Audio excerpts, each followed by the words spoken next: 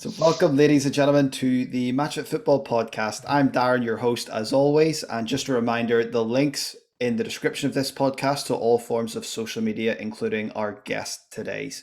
Now, our guest today is a player for Charlton Athletic. He is a Northern Ireland international as well. It is Conor Washington. Conor, welcome to the podcast. Hi, Darren. Thank you very much, mate. Thanks for having me on. Delighted to get you on the show. And where I like to start always is a little bit about the journey of our guest and your journey. You know, you've played for a couple of different teams. You've played in England, up in Scotland. You're playing for the Northern Ireland international team. But tell me a little bit briefly about your journey from where it started for you and how did you end up in Charlton? It's probably a little bit of a different journey to a lot of players, I guess. It's coming a little bit more common now. But I was playing non-league football up until I was around 20, and then managed to get a move into the conference at Newport. Managed to do relatively well there, get a move to Peterborough in League One at the time, and then hit a real good run of form. Started playing some really good stuff and got a move to QPR where sort of didn't really work out for me. But I enjoyed my time there and learned a lot. And then went to Sheffield United and was a spectator for most of it. But it was a really good year in terms of seeing what's required to get to that top level in the year that they got promoted to the Premier League. And then, like you say, went up to Scotland. Tough time up there again. Really had a bad injury, and as a team we didn't do particularly well. And then after I'd finished there, obviously moved to Charlton, and I've obviously been there ever since. You've played for a couple of big clubs in there. You know, Charlton Athletic. Obviously, that they have aspirations to get back up the football pyramid into the Championship. You've played for QPR in the Championship. Up in Scotland, you know the demands that were there. Sheffield United, the demands that are there. Does that attract you to a football club? You know those demands and that expectation. Yeah, for sure. I think I've been really lucky in terms of the clubs I've managed to get to and play for. I think, like you say, it's brilliant that the demands of football and things like that. I've always really enjoyed that pressure. So yeah, I think it is definitely a big sell. Obviously, big stadiums, nice training grounds are big sells for players as well. Big time, absolutely. One of the other questions I love to ask at the very start of outset of these podcasts is the keys to success and elite performance. What do you think are your keys or are the characteristics needed for someone to succeed at the professional level in the professional game? I think there's a few things. Obviously, there's a sacrifice. I think in terms of things you do outside of football and, and things you do in football as well. The discipline and consistency, I'd say, they're probably my three biggest things. That having obviously seen players that have gone on to play in the Premier League and having played with top professionals at international level, I've been lucky enough to see that firsthand. So I would say out of all the things in terms of technical ability and things like that, nothing is more important than those three really. The one I want to touch on there slightly is consistency because I find the topic of consistency fascinating. I find it probably the hardest thing to do, probably as a professional player, is to be consistent. How do you find that challenge as a professional player? Yeah, it's difficult. I think it genuinely is. I think because obviously a lot of the things, like I say, in terms of the sacrifice, they're not always the easiest things to do. So to be consistent in those things that aren't easy to do is such a difficult task. I think you've only got to look at the real sort of pinnacle of the game in an outlier, if you like, in Cristiano Ronaldo, because he's arguably the most consistent performer, physical specimen going. And I think it's very easy for a lot of people to sort of attribute his success and the way he is to genetics or this or that or luck or whatever you want to call it. But I don't think it's anything more than just incredible dedication and consistency to obviously a crazy level. But I think it's easy for people that maybe don't have that discipline and can't manufacture that consistency to say, oh, that I can't do that because he's genetically wired that way, or it's just an excuse really. I think one of the main factors from talking to various different professionals is the dedication and the hard work outside of football as well. You know, it's very easy, and I always liken this to as an example when the lights are on, and me as a fan, I'm sitting in the stadium and I see 90 minutes. I don't see what goes on Monday to Friday. I don't see the extra work you're doing in the gym or what you're doing behind the scenes to maintain your fitness. The maybe the hour of stretching prior to training, various different things that give you that edge to be able to go out and perform. Is that a part of the game that you enjoy? And for some of our listeners who are young people wanting to start out their career or wanting to go professional, how important is, you mentioned sacrifice, is having the discipline to consistently do the things behind the scenes, so to speak? Yeah, I think it's probably the separator, to be honest. Obviously, technical ability can be improved, but by the time you get to 16, 17, like the room for improvement from a technical side probably becomes a lot smaller. And obviously, the people at that level, I mean, obviously, I've played in League One and I also play international level. I think people would be surprised at how small the gap is technically. I mean, like Stephen Davis is obviously brilliant, but I wouldn't say that you look at him and think that he's playing a different game to the level that we're playing, if you see what I mean. But his consistency and his application day in, day out is second to none. And if I'm honest, I've always quite enjoyed it.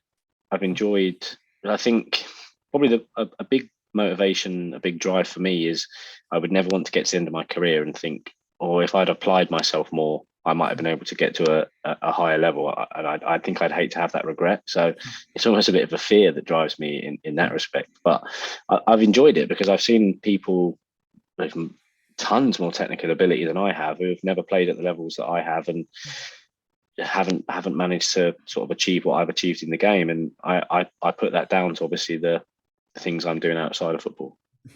And what things do you do outside of football that you feel gives you the edge? I think diet is a huge one. I think it's very easy to obviously, I mean, most football clubs, you might have breakfast and lunch at training, and that's only in the days that you're in. But obviously, you're probably getting 2 days a week off, and also a dinner every night. So probably maybe 2/3 of your, half 2/3 of your sort of diet is outside of football. So that's so important. Being consistent with that. I stretch every night before going to bed. And obviously just try and get as much rest as possible. I think that's a seriously undervalued sort of cornerstone of football. Agree wholeheartedly with everything you've said there. And in terms of the stretching as well, I wanted to actually ask you about, obviously you're an incredibly quick player, you're a forward and incredibly fast. A lot of players who are incredibly fast are often quite susceptible to injury. Is there anything that you do to help injury prevention or things that you're aware of in your body to know when you, like you said, you stretch every night before bed? Is there things you're aware of in your body that makes the difference for you in that respect? If I'm honest, it would actually be the loading in the gym, which I find is probably, I mean, I've been, other than a couple of sort of freak injuries, I mean, I tore a hamstring, but I was jumping and went to control a ball in the air. So it wasn't like I was sprinting or anything like that. That was a bit of a freak one. And my sort of availability for training and games in general has been very good throughout my career. And if I'm honest, I attribute that to being strong, to being robust. Obviously, I think the stretching and mobility stuff probably does help, but I think that I sort of use that to make me feel better, not necessarily mentally, but make my body actually feel better and doesn't feel as tight. So that probably contributes as well, like you were saying. But yeah, I would definitely say for me personally, it'd be the loading in the gym. And this information, the stretching, the mobility, the loading in the gym, sleep, nutrition, diet, all that sort of stuff that you're doing on a daily basis so you can perform at your optimal level. Was that something that you learnt as your career was progressing through non-league into the leagues, or was that something you were aware of from a young age and were already implementing to try and make the difference? So I was a big gym goer anyway before I turned professional, biceps and triceps most days in the gym. So I was very sort of upper body based, but I've always enjoyed going to the gym and working hard in that respect. And then it's, like you say, it's just information I've sort of accrued over the years, but also I've sought it out a lot as well. Like at QPR, I had a nutritionist who used to cook for me and my wife, and used to bring us the food round. So I learned a lot from him. He taught me some valuable lessons, and also sort of seeking out strength and conditioning outside of football as well, because as we all know, the contact time that strength and conditioning coaches get with players is minimal, and it's very tough to individualize it. So I sort of worked out that it would be best if I could go and do that outside of training to get that individual plan really. So but I've always been interested in how I can improve the marginal gain sort of philosophy, but the marginal gains only works if obviously the rest is in place in the first place. Yeah, absolutely agree with that one. Do you take any nutritional supplements that help you in any way? You know, your protein, your glutamines, your BCAAs, anything specific that you feel gives you a bit of an edge in that aspect as well? So yeah, I've dabbled in many things over the years, all legal, should I say? But if I'm honest, it's just your protein supplements, and whenever I can't obviously get a good dietary source of that, I take creatine every day, a multivitamin just to sort of cover all bases really, and occasional sort of immune support stuff, greens, powders, and things like that. There's nothing. Maybe some omega 3s. Obviously, the vitamin D is included in the multivitamin. So just stuff that's. I've obviously experimented with stuff that's maybe not as well researched, but at the minute I've just sort of gone for the basics where they've sort of been proven to help. What about like recovery? You know, you mentioned sleep being a big part of it, and maybe something that isn't really touched on a lot is getting the right amount of rest and stuff like that. What about massages, ice baths, things like that to help aid in your recovery as well? Do anything of those that you would recommend or work for you? Yeah, I'm a big ice bath fan, to be honest, and just as much for the muscle recovery as the sort of the Wim Hof method, if you like, for an immune response, and obviously the other benefits that have come off the back of that. Really, massage just as and when for me personally, but I think you just can never get away from. There's just very little point in doing those extra things if you're not getting the sleep and you're not eating the right things in and around obviously game days and heavy training days. If you're not getting the right nutrition and you're not getting the rest, it just nothing's going to make a difference, if you like. But an ice bath for me is, I feel good coming out of an ice bath. Obviously I know the research into them is flimsy maybe at best, but I think if you think it makes you feel better, and then more than likely it is probably helping. I think with that as well, obviously the demanding schedule that you have as a professional player, you're playing obviously an incredible amount of games for Charlton, but you're also playing international football as well. Like the recovery, the rest, the nutrition is so vitally important for you. Obviously you played, you know, against Gateshead on Friday night and Ipswich tomorrow night. When you have those long away trips, those long away days, and then you've another game coming quick and everything's sort of just happening so fast. Is there anything you do different in terms of your diet, your nutrition, and your sleep? How do you make it all kind of fit? I've always been sort of quite a big advocate of carb loading. Don't follow the protocols strictly, if you like, but I will definitely sort of try and up my carb intake the day before a game. I sort of messed around with the lower carbs at the start of the week and then higher carbs towards game days, but I just found it was tough on my stomach for a start.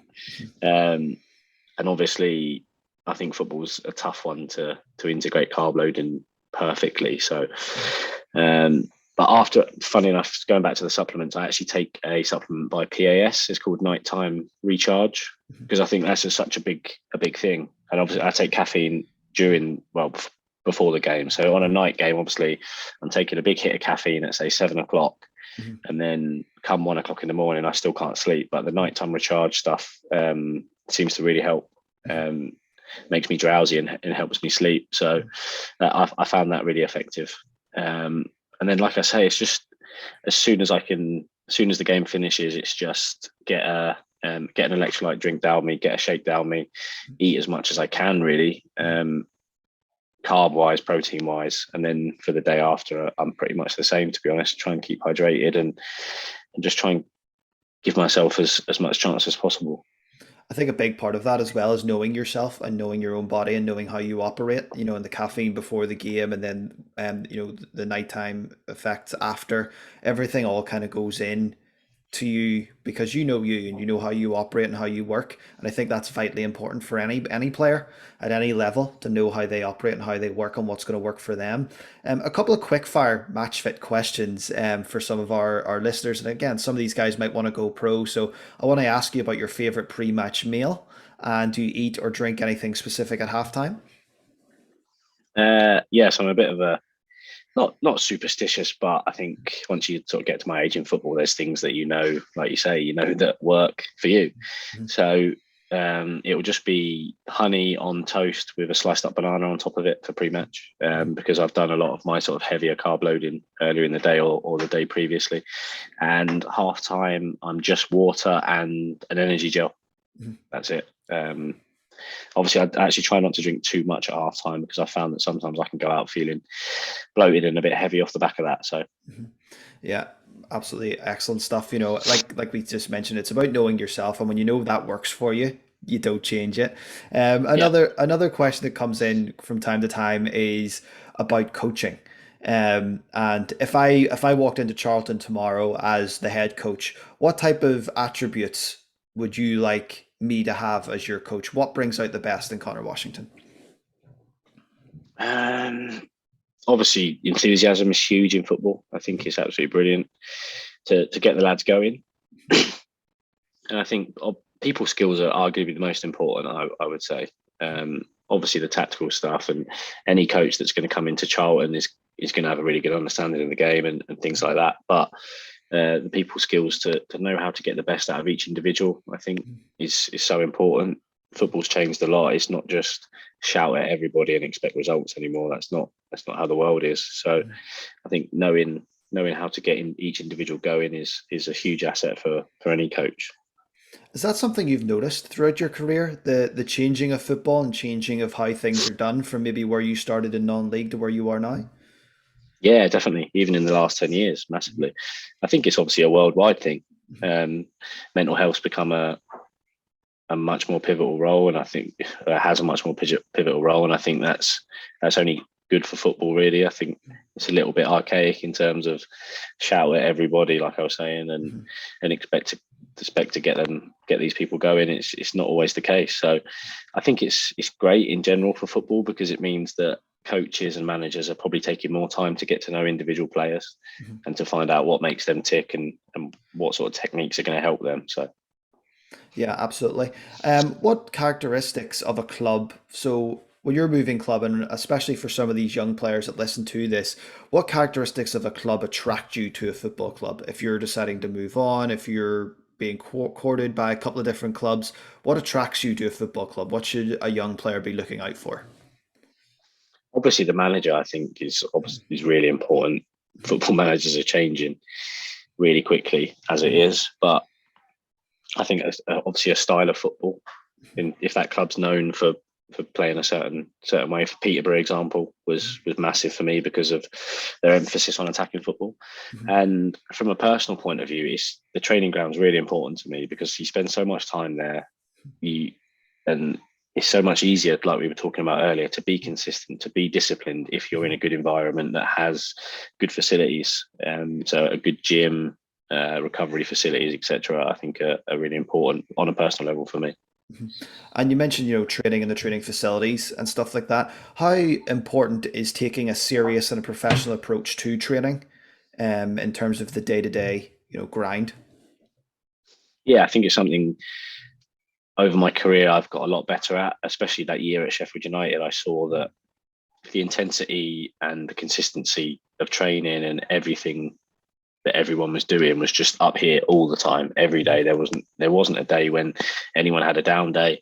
It was 100% all the time from every single player and all members of staff as well. So I think one of the famous Guardiola quotes is that you train how you play, and I think as a young player you probably don't realize that, and you can probably take sloppy training performances and things like that into games. So yeah, I would say after that Sheffield United, it's something I wish I knew earlier, to be honest, and something I wish had been coached into me earlier. That you need to be 100% to get the most out of the session. For a start, obviously you train to improve as a player. So if you're not putting 100% into even passing drills, things like that. You'd be amazed at how sloppy that those little things can get that bleed into other training sessions and games, etc. An interesting point you made there is you wish you kind of realized that earlier in your career. Coming up through non-league and then going into the football league, did you notice, and how did it affect you, the level of coaching and maybe the amount of coaches, for example, at some clubs? Did that have a big impact on you? Yeah, there was a lot of, obviously, sort of jumped through the leagues relatively quickly, so the standard went up crazy high every time, really. So I found it really tough to adapt. So in terms of mental toughness, it was really important for me to sort of hang in there and make sure I was doing all I could to get to that level from a technical and physical point of view. And obviously, the standard of coaching going up is great because you learn so much. Like I said about the QPR stint, it was really tough in terms of it didn't quite work out for either party, but what I learned and the people I learned from at that level was invaluable, really. I think an interesting point there was, you said it didn't quite work out for you, but what you learnt and what you can take from that and now apply to yourself at a different stage of your career is probably invaluable. You're at Charlton, which is a club which probably sees itself a lot higher than League One, understandably. So it's a massive, massive football club. What you've learned at QPR probably stands you in such good stead to continue to improve and to have such an impact at Charlton, for example. Yeah, for sure. It means I want to keep my own personal standards high, which hopefully then bleeds into the younger players. And if the younger players can see senior pros with that attitude, which is such an important thing. Like I was saying about Sheffield United, the older players, the younger players, they all had the same attitude, whether you were in or out of the team, which I think is very rare and was a huge factor in getting promoted. I think it's important to have that, isn't it? That team ethic and that bonding and that atmosphere inside a club, especially when you have goals such as promotion and moving up the leagues and whatnot. Yeah, for sure. It brings us on nicely to the match fit mindset portion of the podcast, and I want to ask you about the importance of having a strong mindset and being mentally tough, especially you talked about football coaching changing, and everything is changing constantly in the world right now. To be honest, it's a rapidly changing environment that we're in, but football, especially with the growth of social media, with the growth of analytics and podcasts, and everyone has an opinion on football. How important is that for you as a player and maybe your teammates as well to have such a strong mindset? Yeah, I think going through the levels like I have, you see that mental resilience is arguably one of the top 3 or 4 huge assets, huge attributes that you need to succeed in football. Because I had to come off Twitter for a few years just to get myself out of that environment where it wasn't working and I was getting abused on there. It wasn't even sort of that I was searching for it on Twitter. These were getting mentioned, sort of my account. I was opening up my notifications and seeing that. So I think being able to sort of stomach that and keep going. And I think arguably the most important thing is, like I say, with the consistency and the discipline, if you know that you're doing all you can to be a success, then it shouldn't or won't matter what anybody else thinks anyway, because you're performing to the best of your ability in training, outside of training, you're doing all you can. So I think being true to yourself and being honest with yourself in that respect is probably a really, I would say, a really good way in which to shut the noise out, if you like. And when you are honest with yourself and you know that you're giving 100% and you're working hard and you're doing everything you can for your career where you are currently at your current situation, how does that factor into maybe confidence and motivation to go on and do well and go on and score goals and be an important player in the team? Yeah, I think obviously it's a lot easier for me now at 29 to sit here and be comfortable in my own skin and know what I bring to the table and know what's good for me as a player, what's bad for me as a player, what I can do and what I'm probably not so good at. I think the value of wisdom in that respect is obviously really important. And they say sort of, I know I'm not old, but youth is wasted on the young. Obviously in football terms, I'm getting older. So if I, like you say, if I'd have known how to act and how if I sort of put this mentality into a younger Conor Washington, how would that have affected my career?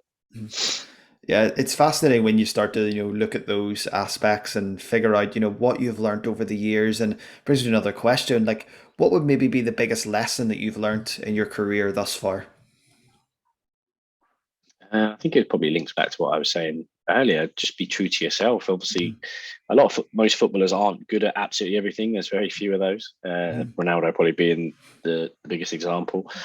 But you don't see Messi challenging for headers or running in behind all the time or things like that. I think if I was more true to myself and maybe obviously I know I needed to improve other parts of my game, but my game is running in behind and scoring goals off of that, making good runs. And I probably tried too much to become a better all-rounded player and maybe mhm. lost sort of what I was good at and what had got me to that level in the first place. Was that something that you sort of realized yourself, or was that something that maybe a coach or a manager said, "Hey, stop trying that. You're really good at this. Do this, and you'll score goals." No, I think it was something that I came to realize on my own, to be honest. Mhm, I think it's very rare that you'll find a coach or a manager that takes that much interest in you that they can see that and will do something about it. A lot of managers are obviously very results orientated. So if you're not doing what they want you to do, or if you're not having as much of an effect on a game as they want you to, then you're just out the team. Really, it's not so much. I think it's maybe like you say in the new era. Hopefully, it will be the new way of coaching, if you like, which is the way it should have always been. But that's not always been the case. mhm. Would you be a person who sets goals for yourself? And if so, how do you go about attaining those goals or measuring those goals? I sort of flirt with them, to be honest. I do make them usually at the start of a season or at the start of a year, and but whether it's hard with goals, obviously, in football because there's so many factors. And if you set a target of say 15 goals, there might be a multitude of reasons why you don't achieve that. Or so a lot of the time, it just comes down to what would what do I need to do to put myself in a position that 15 goals is attainable, if you like. So it's more about my attitude, my discipline, my consistency. What do I need to do to make myself fit all year, or or as fit as possible all year? Obviously, there's like I say, there's even saying that you can never rule out a freak injury. So yeah, it's mostly for me. It's just about being the best version of myself, if you like, as cliche as that sounds, for the whole season. Yeah, yeah, totally, totally get where you're coming from with that one. I want to touch on a subject now, which I think majority of young players or young people when they start out, even as a child, if you have a dream to be a professional footballer, you always dream of playing international football. You've been able to do that. You're still doing that. You're in the Northern Ireland squad. You've been a big part of that Northern Ireland squad since you've joined up. And tell me a little bit about the differences between club football and international football in terms of the gameplay, the pace of the game, and how different and difficult is training, especially if you're only with an international team for 3 days, then you have a game versus, weeks or 6 weeks at a time at a club. Yeah, it's tough. Obviously, a lot of it's very tactical. The physical element doesn't really come into it because obviously you're hoping as a group of players that you're coming into the game conditioned off the back of the games you've been playing at club level. So that sort of goes out the window. There's markers that they'd like you to hit distance wise, but it's nowhere near what they sort of attention to detail at club level. So it's very very tactical, and trying to get those sessions in is tough. With like you say, such short turnaround. But it's always been something I really enjoyed. I've been lucky enough, obviously, to play with some really good players and against some really good teams. In terms of gameplay, it's obviously very very football based, very passing based, and obviously playing for Northern Ireland, we've never been particularly renowned for having lots of the ball. So it's usually a big output physically, which is something I enjoy. To be honest, I've always enjoyed that side of the game. But yeah, it's just fantastic. It's great to play against these players and look back and think about the games. And I've obviously learned a lot from the senior pros in the setup as well. And a big thing about the Northern Ireland thing, people, back home, we still talk about Euro 2016 and how amazing that experience was. And then obviously games recently, there was games against Italy. There was another game at Windsor Park a couple of years back against Portugal and whatnot. Like you've said, playing against some of these big teams and playing against big players and playing even international tournaments and stuff. Where does playing international football rank for you in maybe moments and rankings, if I can put it that way, in your career? Yeah, Euro 2016 is the pinnacle of my career, I would say, in terms of being the most enjoyable time, probably been the proudest, and obviously managing to get through the group stage as well was a real big achievement for the country, and obviously on a personal level as well. So yeah, I'd rank that right up there, and I really enjoy going away on any international trip, but especially when obviously you get to play against the big teams like last month at Italy. Is there much of a pressure environment at international football, especially, for example, if we talk about Euro 2016 and you're in France, and for us just to be there, it was like, wow, this is the best thing ever. But for you guys as players, was there much of a pressure put on you, or did you guys feel pressure? Were you there to enjoy it, but also just play the matches as they came? Yeah, I think it was a self-inflicted pressure, if you like, that we'd sort of got there and maybe nobody expected us to do anything in the tournament. So I think it was a good pressure, and I think pressure in football is not always necessarily a bad thing. I think a lot of players sort of thrive on that, and I think we did, to be honest. We wanted to prove a lot of people wrong that we weren't just there to make the numbers up, and obviously we managed to get through. Absolutely agree with that. And then, like you mentioned, there are some seasoned pros that you've played with, like so Stephen Davis and Gareth McCauley and stuff like that, guys who have played at sort of the top level in England and up in Scotland as well. And what do those guys like to be around for, especially younger players coming through? If I mention the likes of Gavin White, who I watched at Crusaders, at my season ticket at the Crusaders, watching Gavin White come through and seeing where he is now.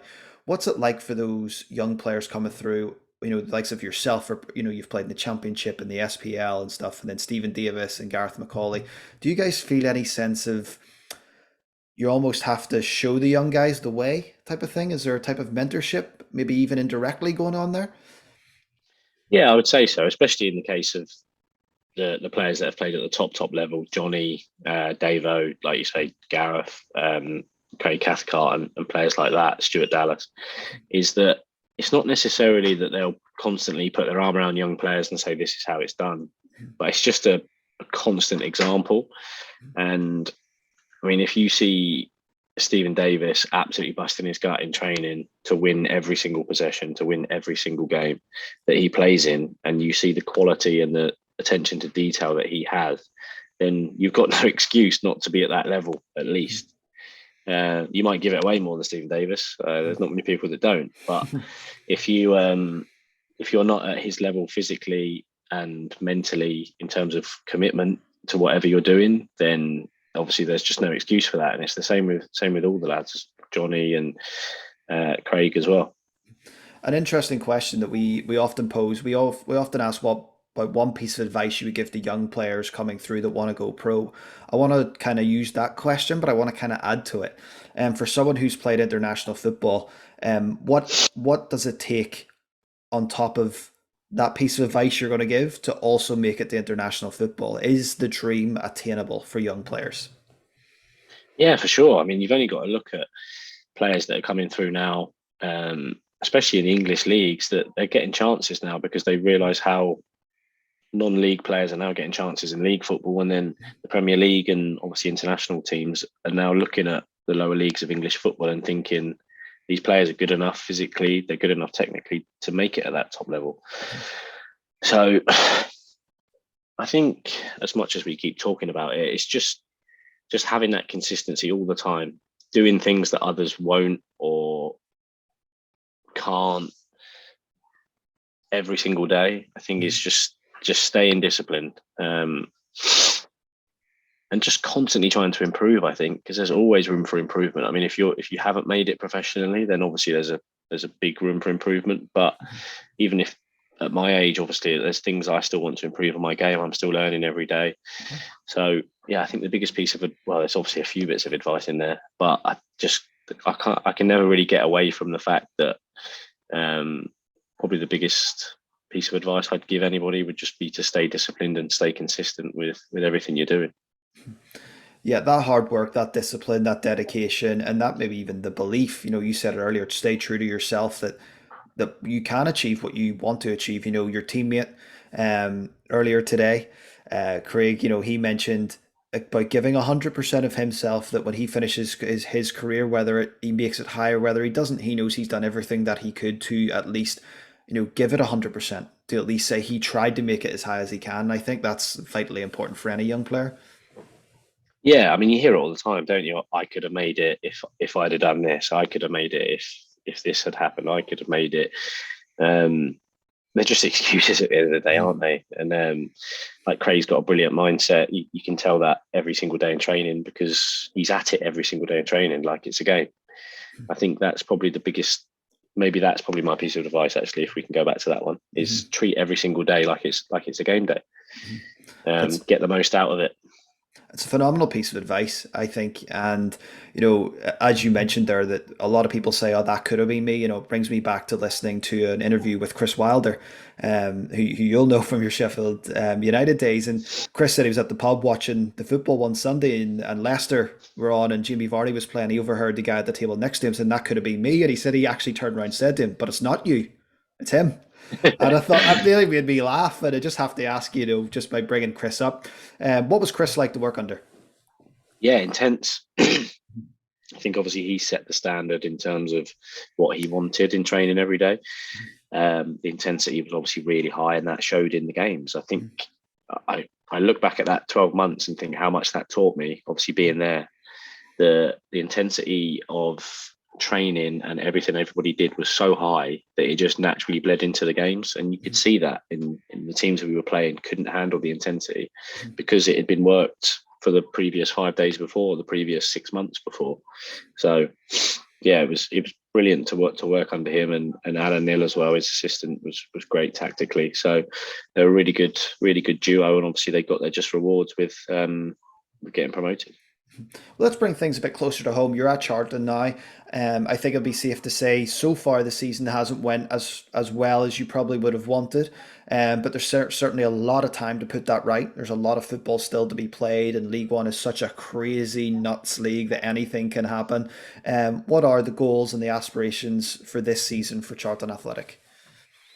I think, like you say, obviously we've had a shaky start, if you like, with a change of manager. But since the gaffer's come in, obviously on an interim basis at the moment, the results have picked up, and we're showing sort of signs of where we want to be. We've managed to get through in the FA Cup, so I think it's as a team, I think we'd like to get as close to the playoffs as possible. Give ourselves a chance, maybe with 10 games to go, to say, let's give it one big push, and hopefully we get in there, and then get as far as we can in the cups. I think it's would be the ultimate goal. Certainly wish you all the best for that this season. Be certainly keeping tabs on you. For people who want to connect with you, follow you, see what you're up to, where are you available on social media for any fans to get involved and see what you're at? Instagram and Twitter. Mhm. I'm on LinkedIn as well. Mhm. I don't use that obviously as much as probably most people do, but yeah, Instagram and Twitter are my main ones, really. We'll encourage any of our listeners to follow you, see what you're up to, and wish you all the best for the season. And just before we sign off, I do have to ask what's the aspirations in the future for Conor Washington? To play as long as possible, as high as level as possible, to be honest. I think it's great to see players like, obviously, Gareth McCauley played until he was maybe 38, Davo 30, 35, 36 now. These people are showing that with the right attitude and care for yourself, that you can go on breaking barriers. Obviously, Ronaldo's a big one for that as well, that he can still play at the top level. So to play as high as possible for as long as possible, I'd say, would probably be my aspirations going forward. Well, Conor, obviously wish you well in that. I want to thank you so much for coming on the podcast today. I'm Darren. This is the Matchfit Football Podcast. That was Conor Washington. We've had a great chat, great episode. Hope you've taken some tidbits, some golden nuggets of information throughout this show. Conor, thank you so much for coming on today. Top man, thanks for having me.